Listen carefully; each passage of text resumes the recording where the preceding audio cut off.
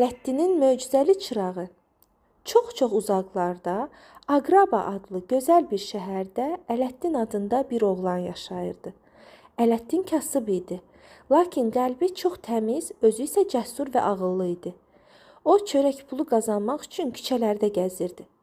Bir gün qəribə görünüşlü bir adam Ələddinin yanına gəldi. Sehirbaz ona dedi: "Mənə kömək etsən, səni zəngin edəcəm. Uzaq bir mağarada qalan tək bir əşyanı mənim üçün gətirməlisən." Ələddin razılaşdı və sehirbaz onu sehirli bir mağaraya apardı.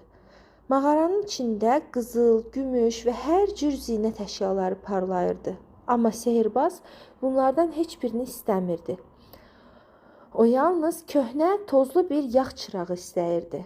Ələddin çırağı tapdı, lakin çırağı sehirbaza verməkdə tərəddüd etdi. Sehirbaz əsəbləşdi və mağaranın ağzını bağladı. Ələddin qaranlıqda tək qaldı.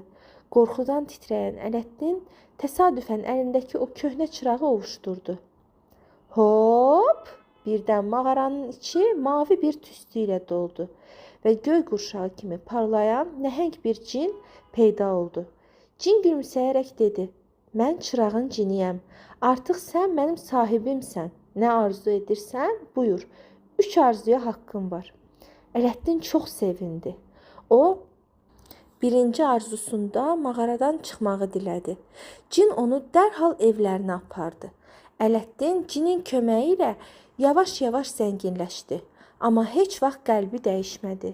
Bir gün o, Aqraba Sultanının gözəl qızı Şahzadə Yasəməni gördü və ona aşiq oldu.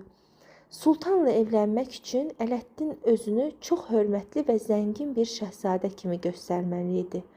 O ikinci arzusunu istifadə etdi. Cin ona gözəl bir saray, bahalı hədiyyələr və ecazkar geyimlər verdi. Beləcə Ələddin Şahzadə Yasəmənlə evləndi. Onların xoşbəxt həyatı başladı. Lakin pis sehirbaz hələ də çırağı geri almaq üçün fürsət axtarırdı. Bir gün Ələddin evdə olmayanda sehirbaz küçəyə çıxıb qışqırdı: "Köhnə çırağınızı təzə çırağa dəyişin." Şahzadə Yasəmən Ələddinin çırağının nə qədər qiymətli olduğunu bilmirdi. O köhnə çırağı sehirbaza verdi və əvəzində parlayan təzə bir çıraq götürdü. Sehirbaz çırağı ələ keçirən kimi cini çağırdı və dedi: "Mənim birinci arzum budur. Sarayı və Şahzadə Yasəməni buradan uzaqlara, səhralara apar." Ələddin geri qayıdanda hər şeyin yoxa çıxdığını gördü. Çox kədərləndi.